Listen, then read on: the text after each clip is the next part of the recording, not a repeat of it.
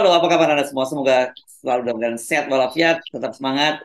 Mohon maaf kita rada terlambat ini ya. Kita update Anda bersama dengan Bung Rocky karena Bung Rocky seperti biasa muter terus di seluruh Indonesia sekarang ini ya, Bung Rocky. Iya, saya habis kasih kuliah umum di Universitas Mula Warman. Jadi soal Samarinda ya? lingkungan kok, ya di Samarinda. Jadi sorry telat sedikit ya. Ya, ya Tapi oke. tidak akan terlambat kalau kita evaluasi sesuatu yang membahayakan Republik.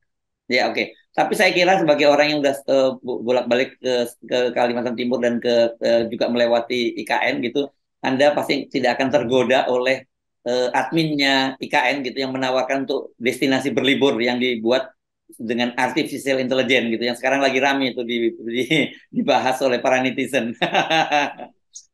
Iya, karena nanti berlibur juga di ibu kota yang artifisial. Karena kalau dilihat sebetulnya IKN itu bagus nggak? Bagus, indah sekali. Ada air terjun, ada jalan yang bersih, ada pembangunan miniatur-miniatur tuh langitnya biru. Lalu ditanya di mana lihat IKN semacam di laptop Presiden Jokowi. Jadi itu artifisial juga. Iya, iya. Iya. Kenapa nggak langsung aja ke metaverse gitu ya, Bung Rocky kan jauh lebih aman ke dan metaverse kan jual kapling juga loh. Ya itu problemnya adalah mereka yang sedang mengurus IKN itu sebenarnya ragu-ragu mau diterusin apa enggak nih ya. Iya, Banyak kota yang sama yang di Dubai misalnya dibuat kota yang mirip IKN akhirnya berantakan walaupun dengan teknologi tinggi itu. Jadi tetap kita tahu bahwa IKN ini sekedar keinginan untuk jadikan Presiden Jokowi punya legacy. Tapi padahal legacy yang paling bagus adalah demokrasi, anti korupsi. Tapi justru hari-hari ini bagian itu yang dilakukan Presiden, yaitu menegakkan korupsi dan memberantas HAM. iya. Balik. Dan saya kira itu ketika topik-topik itu ketika menjadi bahasan Anda ya ketika bertemu dengan para mahasiswa di mana-mana ya, Bung Rocky ya. Ya, Ya. semua mahasiswa berupaya untuk bertanya siapa yang bisa mereka pilih untuk membantu penegakan hukum di bidang korupsi. Jadi tetap ragu kan orang melihat desain-desain yang pernah dibuat atau dibayangkan sejak reformasi itu berantakan hari ini. Hmm. Jadi ada timbul semacam pesimisme dan saya sekedar menerangkan pada mereka, kalian punya otak dan punya hati untuk memilih itu. Walaupun pilihan itu mungkin terbatas, tapi tetap mesti ada langkah untuk menghentikan cawe-cawe mereka yang masih mengincar remah-remah APBN. Berarti di ujung pemerintahan Pak Jokowi, sebagian menteri sebetulnya sudah ingin mengundurkan diri, tetapi masih hitung-hitung konsekuensinya apa. Jadi sebetulnya ini negeri yang hidup di dalam bara keresahan sosial dan ketidakseimbangan antara energi yang dibutuhkan untuk menghasilkan kembali reformasi dan energi yang tersisa di partai-partai politik yang sebetulnya yang menunggu nasib. Kalau tiba-tiba Presiden Jokowi suruh tangkap dua tiga ketua partai selesai lagi karena mereka tidak punya alasan etis untuk melawan. Itu masalahnya tuh. Ya. Oke, nah ini menarik ya berkaitan dengan gerakan mahasiswa ini. Ada video yang saya kira layak kita tonton ini dari Unitomo. Unitomo ini Universitas Bung Tomo saya kira dari Surabaya ya. Ini cukup ramai sekali gerakan mahasiswa. Mereka menyatakan tolak politik dinasti. Ini kita lihat videonya dulu sebentar ya, Bung Rocky ya. Ya. Hari esok adalah milik kita, terciptanya masyarakat sejahtera, terbentuknya tatanan masyarakat Indonesia baru tanpa obat, di bawah kuasa tirani kususuri dari jalan ini. Juga kain burung asing bagiku satu langkah pasti. Saudara-saudara, apakah saudara ingin mati muda? Dan demokrasi kita jangan mati muda. Betul? Kalau kemudian saya katakan demokrasi sudah tidak berjalan sama hukum, ini artinya bahwa pada saat pemilu nanti pasti pemilu tidak akan fair. Artinya adalah unfair. Ya itu digambarkan begitu ya dengan mahasiswa dengan pakai topeng-topeng begitu ya. Ini memang manusia topeng kalau sekarang ini kelihatannya ya antara manusia topeng ini antara wajahnya dengan apa yang dalam hatinya kan berbeda.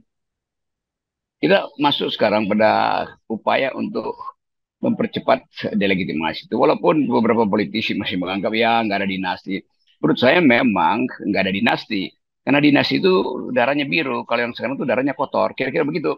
Setiap kali sampaikan dalam bentuk satir. Tetapi bagi gerakan moral tetap terlihat kendati yang dinasti dalam pengertian ilmu politik tidak terbaca.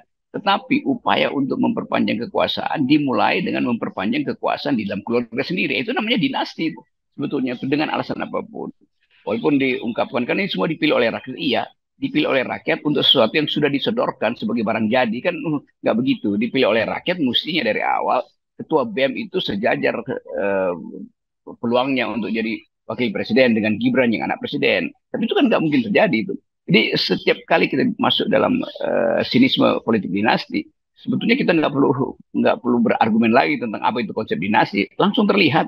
Dan itu yang kita tunggu keputusan yang lebih radikal sebetulnya harus diikuti di parlemen dengan memakai data yang dibuat oleh MK kan itu intinya kan begitu. Jadi ini menarik juga sedang ramai di media sosial juga banyak dikomentari ini pernyataan dari Hasim Joyo Kusumo Putra dari putra adik dari Pak Prabowo yang memberikan argumen mengapa kemudian Pak Prabowo memutuskan memilih Gibran itu. Alasannya kata Pak Hasim seperti katakan oleh Pak Prabowo itu adalah lebih baik memilih bocil, bocah ingusan seperti Gibran tapi hatinya bersih begitu ketimbang orang-orang yang tua tapi koruptor. Nah ini kan ini bisa jadi persoalan yang serius nih, banyak orang tua-tua yang merasa tersinggung nih karena disebut sebagai koruptor. Ya tentu keterangan atau kalimat Pak Hasim itu ya kalimat yang harus dipilih sebagai cara untuk memastikan bahwa Gibran itu memang pilihan akhir. Jadi sesuatu yang disodorkan dan tidak bisa ditolak, mesti dicarikan pembenarnya kan. Dan satu-satu pembenarnya adalah walaupun bocil, tapi hatinya bersih itu. Banyak bocil juga yang hatinya kotor sebetulnya kan. Tapi bukan soal hatinya bersih, proses bocil ini yang berhati bersih disodorkan pada publik itu dasarnya kan.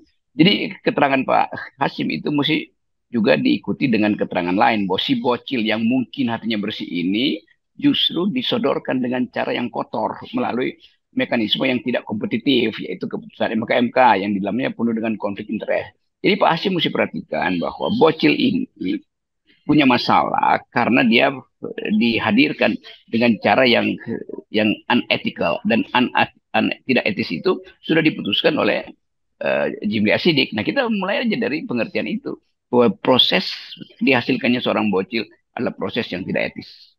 Ya, dan harusnya meskipun dia bocil dia juga bisa berpikir dan dia juga tahu bagaimana proses dia terpilih itu. Kalau hatinya bersih pasti dia tidak akan maju dong begitu. Ya itu intinya tuh bocil itu memang nggak bisa nggak apapun walaupun hatinya bersih tapi dia tetap bocil. Padahal Republik ini mesti dikelola dengan kedewasaan. Masa bocil disuruh untuk mengatur anggaran, bocil disuruh untuk mengatur strategi global kan nggak bisa. Jadi itu intinya bahwa bagi Gerindra atau dalam keterangan Pak Asim tadi ya udahlah nggak apa-apa bocil tuh dia cuma ban serep kan. Dan memang kedudukan si bocil adalah ban serep. Tapi lebih berbahaya kalau ban serep itu atau lebih miris kalau ban serep itu walaupun ban serep tapi tidak dipasang di dalam mobil tapi ditinggal di garasi kan. Jadi itu sebetulnya panjang tuh untuk berbantah-bantah dengan soal itu. Tapi dasarnya adalah legitimasi tidak diperoleh oleh si bocil karena keputusan dari Mahkamah Konstitusi itu dibatalkan oleh Majelis Kehormatan Mahkamah Konstitusi. Itu dasarnya. Tapi saya bisa ngerti bahwa tentu kupingnya Pak Hasim, kupingnya Gerindra itu panas terus karena dianggap bahwa Pak Prabowo memilih seseorang yang tidak legitim walaupun dia legal. Ya, dan saya kira kita boleh memberi saran, jangan masuk wilayah itu, jangan masuk wilayah etika, gitu ya, karena itu hati bersih segala macam itu kan masalah etika. Juga jangan masuk wilayah soal bahwa kok seperti tidak memberi kesempatan kepada anak muda. Ini bukan soal soal muda atau tua, begitu kan? Tadi kan seolah-olah diketomikan antara yang tua bahwa yang muda itu hatinya bersih, yang tua hatinya kotor. Ini kan ini saya kira cara berpikir yang apa ya, yang nggak punya basis argumentasi yang kuat begitu. Itu juga banyak betul orang tua yang hatinya bersih itu yang bahkan banyak yang orang yang udah tua yang tadinya hatinya kotor karena mencilat selama 9 tahun pada Pak Jokowi, tapi kemudian dibersihkan oleh air matanya tuh. Kan itu banyak orang tua yang sekarang lagi Ya, ya, menangis ya, ya, menyesali. ya, ya, ya, ya. Ada Kenapa penyesalan tidak lah bisa? begitu ya. Jadi mestinya Pak Hasim memperhatikan bahwa banyak orang tua yang memang hatinya awalnya kotor tapi menyesal lalu menangis tuh. Tapi terseduh-seduh itu tidak bisa lagi jadikan alasan untuk eh, menjadikan mereka sebagai panutan karena selama 9 tahun mereka tidak berhasil untuk bahkan memperbaiki moral diri sendiri tuh. Jadi moral diri sendiri itu justru yang mesti diperbaiki dan tidak bisa luntur hanya karena tangisan satu dua orang yang berusia lanjut. Ya, iya, iya. Nah, ini yang saya kira sejak awal kan kita selalu menyerukan soal itu bahwa parameternya jelas kok untuk memilih pemimpin itu ya, bukan soal muda tua, tapi soal tadi itu etikabilitas itu yang paling utama. Ya itu dasarnya dan saya kira pesan ini mesti sampai pada Gerindra bahwa siapapun mau tua dia muda itu, tetapi ukuran pertama adalah etikabilitas. Yang kedua intelektualitas baru elektabilitas. Jadi kalau itu dasar pandangan kita, maka saudara Gibran itu tidak lulus di dua hal pertama itu.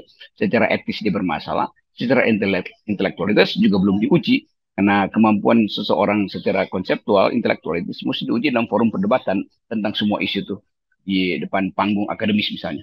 Ya, saya penasaran tapi sebenarnya mungkin karena kebetulan kita mungkin usianya udah tua ya, bukan lagi anak-anak muda kita seperti mahasiswa. Tapi Anda kan masih sering berinteraksi dengan mahasiswa itu ya. Apakah mereka juga memandang itu sama dengan kita atau sebenarnya mereka juga punya pandangan yang berbeda loh sebenarnya Bung Rocky. Jangan-jangan kita punya jarak dengan cara berpikir mereka. Sepanjang saya mondar mandir dalam 2 bulan ini itu terlihat bahwa mahasiswa punya cara lain untuk menyimpulkan proses di Mahkamah Konstitusi. Mungkin kita sekedar bilang ya tidak etis, tapi bagi mahasiswa satu kata aja mereka maksud kami muak. Muak itu semacam pemberontakan dari dalam diri dan anak-anak muda ini menganggap Gibran itu bukan representasi kami itu. Proses-proses di Mahkamah Konstitusi itu adalah pemenggalan hak demokrasi, hak kompetisi. Karena bagi mereka ya ketua BEM di kampus-kampus di Indonesia juga sebetulnya lebih layak untuk jadi calon wakil presiden. Karena ketua BEM itu berurusan dengan polisi, berurusan dengan rektor, ditekan. Jadi dia matang sebetulnya. Sementara Gibran tidak pernah mengalami tekanan politik, tidak pernah mengalami tekanan psikologis. Karena tersedia semua fasilitas sebagai anak presiden. Ya, ya, ya, ya. Oke, jadi artinya sebenarnya sama, cuma cara memandangnya saja yang berbeda begitu ya, Bung Rocky. Tapi prinsipnya sama melihat itu. Ya, itu kesimpulan itu kan dihasilkan oleh upaya untuk mengendapkan masalah. Jadi kata kami muak itu bukan ekspresi kemarahan, tapi ekspresi yang datang dari kesadaran bahwa masa depan itu akhirnya terhalang oleh hal yang tidak etis. Dan ini yang saya tangkap sebagai kesimpulan, bicara dengan LSM, bicara dengan mak-mak, apalagi bicara dengan mahasiswa tuh. Tak satu pun dari mahasiswa itu yang menganggap bahwa Saudara Gibran itu layak untuk memimpin. Bahkan diuji di dalam ruang kampus perdebatan global belum pernah diuji di dalam kesulitan untuk menghasilkan kepemimpinan dengan tekanan politik nggak pernah tuh. Ketua BEM Universitas Mula Warman kemarin harus deal dengan beberapa tokoh adat karena ditekan. Pak Rocky nggak boleh masuk ke kampus karena dia mencerca IKN tuh.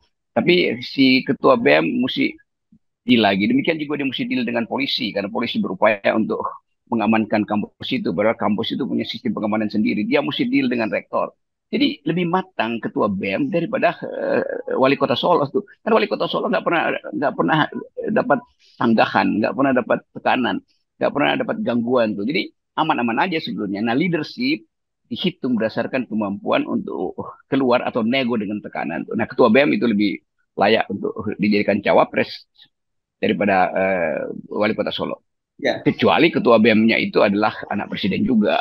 Ya, ya, ya, ya. Jadi kosakata kami muak itu menggambarkan gitu ya situasi mereka menghadapi bangsa ini ya semacam ada rasa frustasi, ada campur aduk lah Ya. Rocky ya. Ya kehilangan harapan terutama dan kehilangan harapan itu menimbulkan tadi nausea, muak melihat masa depan atau bahkan muak mendengar janji-janji dari para pemimpin yang ada sekarang terutama dari Pak Jokowi itu. Nah, istilah dulu saya pakai istilah bajingan tolol itu nggak ada artinya lagi dibandingkan kami muak. Itu cuma dua kata tapi dengan konsekuensi psikis dan politis yang jauh. Yes, oke. Baik, Bung Rocky. Terima kasih. Tetap 0%. dan kita Yes. muak memang dengan situasi yang sekarang ini ada ya. Ya, kami muak.